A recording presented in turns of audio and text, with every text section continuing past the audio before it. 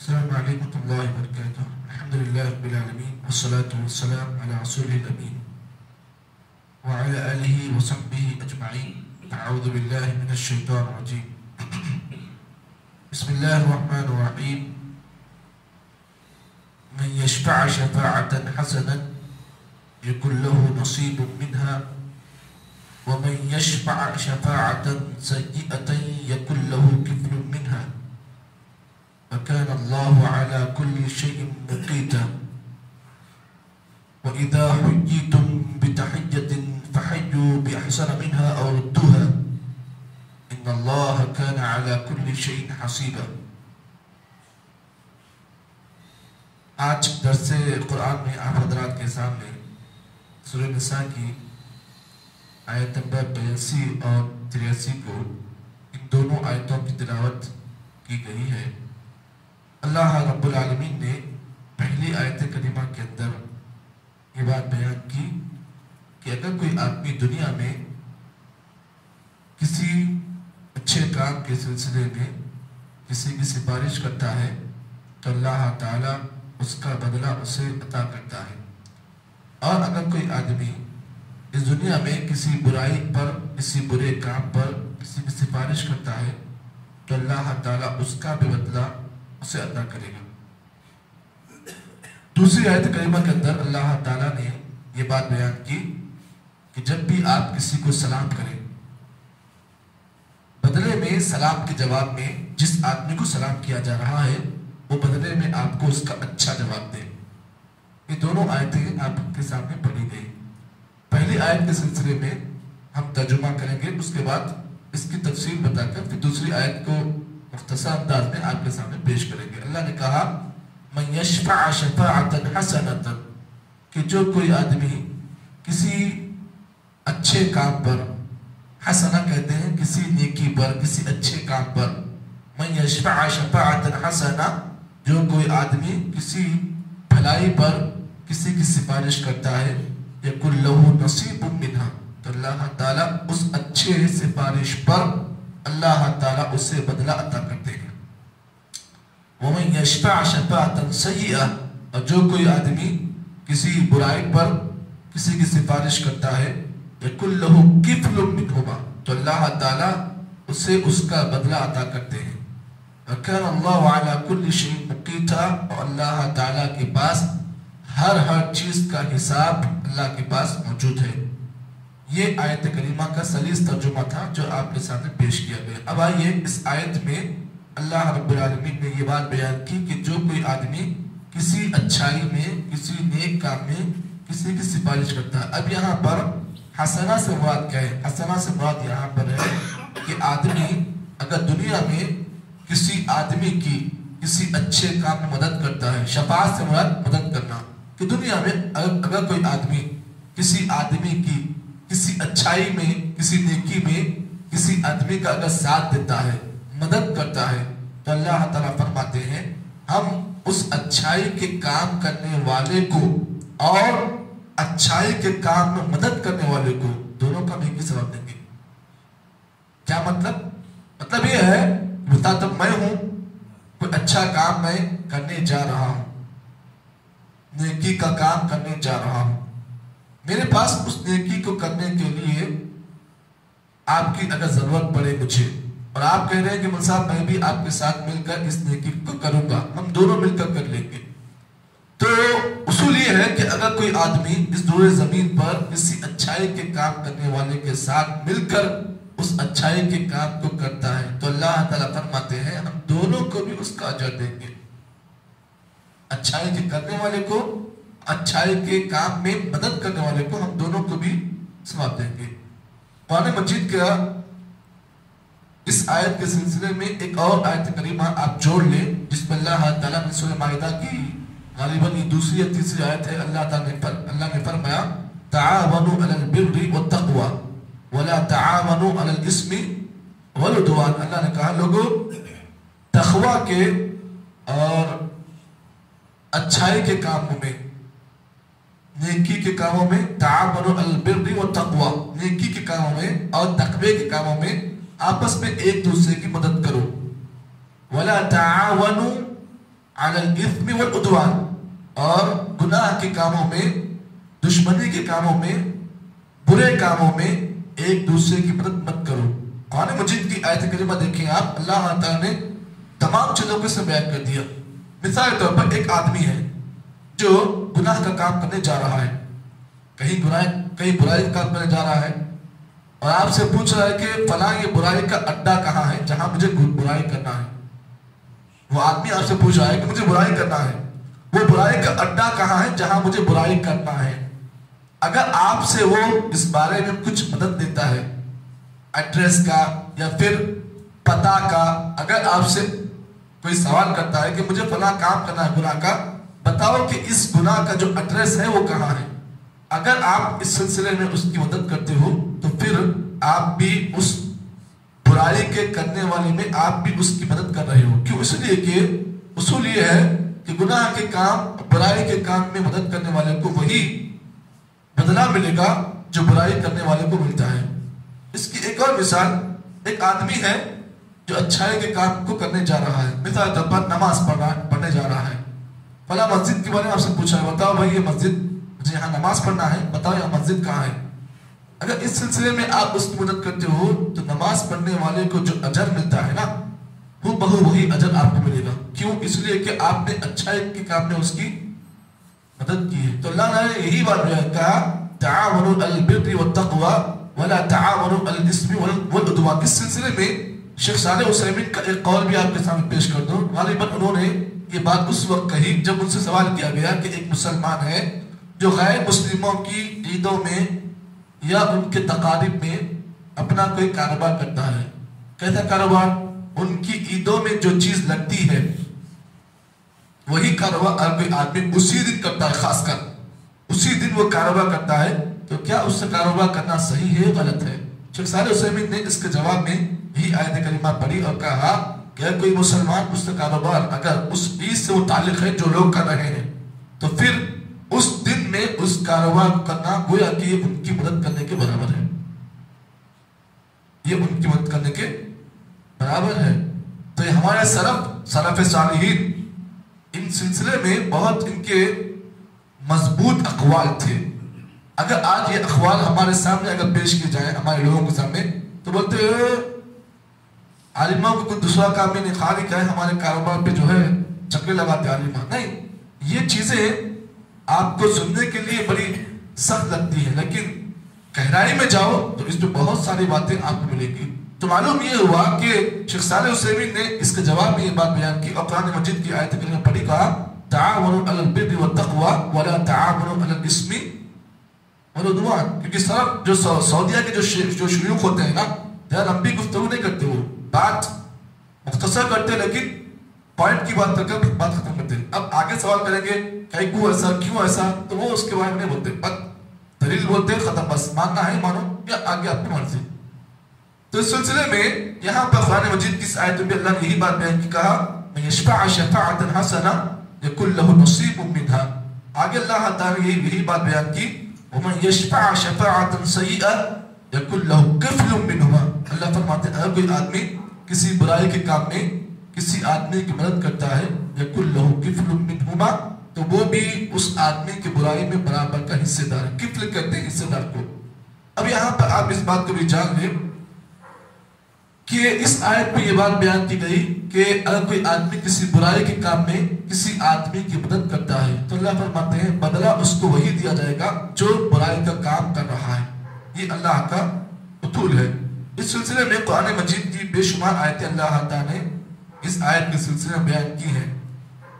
اس سے ایک اور مثال بھی آپ دیکھیں کہ کوئی آدمی ہے جو کسی کی غیبت کر رہا ہے اور کسی کے سلسلے میں گفتگو بری کر رہا ہے اور آپ اس کا ساتھ دے رہے ہو۔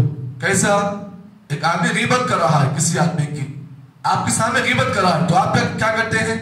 الٹا مرچی مسالہ لا کر اس کی غیبت کو آپ سنتے ہیں۔ آپ کی دشمنی ہے اس آدمی سے، مطلب فلاں آدمی ایک آدمی کی غیبت کر رہا ہے، آپ کیا کرتے ہیں؟ اس آدمی کی آپ سے دشمنی ہے آلریڈی، آپ کی جب آپ کے سامنے غیبت کرنے والا اسے غیبت کرتا ہے تو آپ کیا کرتے ہیں؟ بدلے میں اور باتیں کرتے ہیں اسے اور بھڑکانے کے لیے، غیبت اور کرنے کے لیے، सवाब आप जानते हैं, गीबत करने वाले का बदला क्या है? अगर कोई आदमी गीबत करता है किसी मुसलमान की तो मतलब क्या है? वो अपने मुर्दार भाई का गोश्त खा रहा है। तो मुर्दार भाई का गोश्त खाने वाले को जो काम मिल रहा है, वही काम में आप भी साथ दे रहे हो, आप भी वो मुर्दार भाई के गोश्त में हिस्सेदार हो। क्यों? इसलिए कि आप गीबत को जब आप सुन रहे हैं तो आपका काम क्या है? उस गीबत करने वाले को उसकी गीबत से रोकना, ये आपका काम है। अगर आप रोकने के बजाय अगर उसकी गीबत में आप उसका साथ दे रहे हो तो फिर आप भी बराबर उसके हिस्सेदार हो। एक आदमी है, इसकी एक मिसाल देखिए, एक आदमी है, किसी आदमी को गायबाने बुरी बातें कर रहा है, वो फला ऐसा है, खबीस है, ये है, वो है, बातें बहुत सारी कर रहा है। बेचारा सामने वाला आदमी नहीं है जिसको गालियां दी जा रही है, वो आदमी आपके सामने नहीं है। आप बराबर उस आदमी को गायबाने में आप उसकी बुराई कर रहे हो, आप सुन रहे हो अपने आंखों के सामने कि वो आदमी फला आदमी के बारे में बुराई कर रहा है, गाली गलौज कर रहा है। आप भी अगर उसके साथ मिलकर उसे गाली गलौज में आप भी हिस्सेदार हैं तो फिर आपको भी वही गुनाह मिलेगा जो गाली देने वाले को है। ये अल्लाह ने उसूल बयान किया। ये कुरान मजीद की आयत करीमा जो उसूल वाली आयत है। अल्लाह ने कहा मैं यशफअ शफाअतन यकुल लहू नसीब मिनहा व मैं यशफअ शफाअतन सय्यअतन यकुल लहू किफलुम मिनहा वल्लाहु काना अला कुल्लि शैइन मुक़ीता। इसीलिए अल्लाह के नबी सल्लल्लाहु अलैहि वसल्लम ने सही मुस्लिम की रिवायत में आप सल्लल्लाहु अलैहि वसल्लम ने फरमाया कि हजरत अबू मूसा रज़ियल्लाहु ताला से रिवायत है, कहते हैं कान नबी सल्लल्लाहु अलैहि वसल्लम इज़ा जाअ रजुलन यसअलु औ तलब औ तालिबु हाजा अक़बल अलैना बिवजही फ़क़ाल इशफ़अू लितुजरू लियक़दी अल्लाहु अला लिसान नबी मा शा। हजरत अबू मूसा से रिवायत है, कहते हैं कि नबी अकरम सल्लल्लाहु अलैहि वसल्लम पर जब भी कोई आदमी आता और आपसे कोई चीज मांगता या किसी चीज की जरूरत पेश करता तो अक़बल अलैना वजहा, तो आप सल्लल्लाहु अलैहि वसल्लम उस मांगने वाले के पास अपने चेहरे को आप फेरते। यानी कोई आदमी आपके पास कोई सवाल लेकर आता या कोई चीज मांगने के लिए आता तो अल्लाह के नबी की आदत क्या होती कि आप उस मांगने वाले आदमी को, उस पूछने वाले आदमी से आप सल्लल्लाहु अलैहि वसल्लम बिल्कुल अपने चेहरे को आप उससे सामने करते। यानी मिसाल तौर पर हमारे पास क्या है, कोई आदमी कोई चीज मांगने के लिए आता है, कोई भिखारी मांगने का कुछ भीख मांगने आता है तो हम क्या करते हैं, उससे अपना चेहरा फेर लेते हैं। लेकिन अल्लाह के नबी का तरीका ऐसे नहीं था। जब भी कोई आदमी आपके पास कोई चीज मांगने के लिए आता, कोई सवाल करने के लिए आता तो आप क्या करते, उस सवाल करने वाले की तरफ अपने पूरे चेहरे को आप फेर लेते। उसके बाद कहते हैं, आप फरमाते हैं इशफाउ लितुजरू लियक़दी अल्लाहु अला लिसान नबी मा शा। आपने कहा देखो सिफारिश करो किसी आदमी की, लेकिन किस में करो, अच्छे काम में करो। सिफारिश करना है तो अच्छे काम में करो। यक़दी अल्लाहु अला नबी मा यशा, अल्लाह ताला तुम्हें वही बदला देगा जो नबी की जबान से आपने सुना। देखिए इस सिलसिले में हजरत ज़ैद का वाक़या आप जानते हैं, ज़ैद बिन हारिसा, अल्लाह के नबी सबके मुंह बोले बेटे जी। इनके पास हज़रत ज़ैद को अल्लाह के नबी से बड़ी मोहब्बत थी और नबी को भी ज़ैद से बड़ी मोहब्बत थी।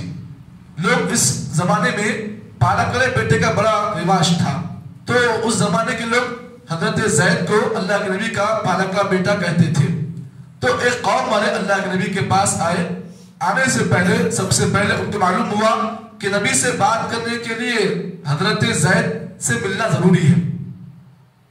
कौम वाले नबी के पास जाने से पहले हज़रत ज़ैद के पास आए। क्या किस लिए आए? देखिए आप, ज़ैद के पास आए और कहा कि हमारे कबीले की फला औरत है, उसने चोरी की है, उसने चोरी की। इस सिलसिले में आप अल्लाह के नबी से कुछ हमारे बारे में बात करें, गुफ्तगू करें आप, ताकि चोरी की जो हद है ना, वो चोरी की हद इस औरत से, ये हमारे कबीले की सरदार है, इसकी हद को हम माफ करना चाहते हैं। आप अल्लाह के नबी से इसकी दरख्वास्त करें, इसकी आप दरख्वास्त करें। अब हजरत ज़ैद जो है अल्लाह के नबी के पास गए। क्यों गए? सिफारिश के लिए। कह रहे कबीले वाले आए हैं, कबीले की बड़ी सरदार है, उसने चोरी की है, आप इस पर हद जो बताई गई उस हद को आप उससे निकाल दें। अब नबी अकरम सल्लल्लाहु अलैहि वसल्लम का चेहरा गुस्से में लाल पीला हो गया। आप सल्लल्लाहु अलैहि वसल्लम फौरी गुस्से में कहा वो अईमुल्लाह,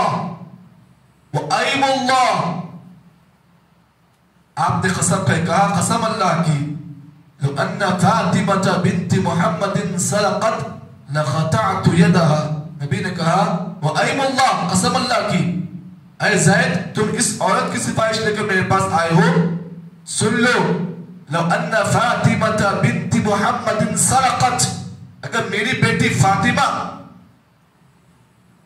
اگر چوری کر لیتی، سرقت لقطعت يدها، اگر میری بیٹی بھی چوری کر لیتی تو محمد اس کا بھی ہاتھ کاٹ دیتا چوری کرنے کے بدلے میں۔ اس کے بعد آپ صلی اللہ علیہ وسلم نے حضرت زید کو ایک بڑی بات بیان کی، کہا اے زید اس بات کو بھی جان لو، تم سے پہلے لوگوں کا ایک جرم یہ بھی تھا کہ جب ان میں کا کوئی اچھا آدمی، کوئی سردار آدمی چوری کر لیتا تو لوگ اس کی سفارش کے لیے آتے، اور کوئی ان میں کا کمزور آدمی اگر کوئی گناہ کرتا تو لوگ کیا کرتے، اس پر حد نافذ کرتے۔ یہ آج ایسے ہی ہو رہا ہے، خواب کا کوئی برا آدمی، کوئی بڑا آدمی، کوئی عہدیدار آدمی اگر کوئی گناہ کرتا ہے، غلطی کرتا ہے تو لوگ کیا کرتے ہیں، اس کی غلطی کو نظر انداز کرنے کے لیے لوگوں کے سامنے جو ہے مختلف عذر اور مختلف بہانے پیش کرتے ہیں۔ اور قوم کا کوئی چھوٹا آدمی، کوئی غریب آدمی کوئی گناہ کرتا ہے، غلطی کرتا ہے تو اس کی غلطی کو اتنا پھیلاتے ہیں، غلطی کرنے والا اپنی غلطی کی باتیں سن کر پریشان ہو جاتا ہے۔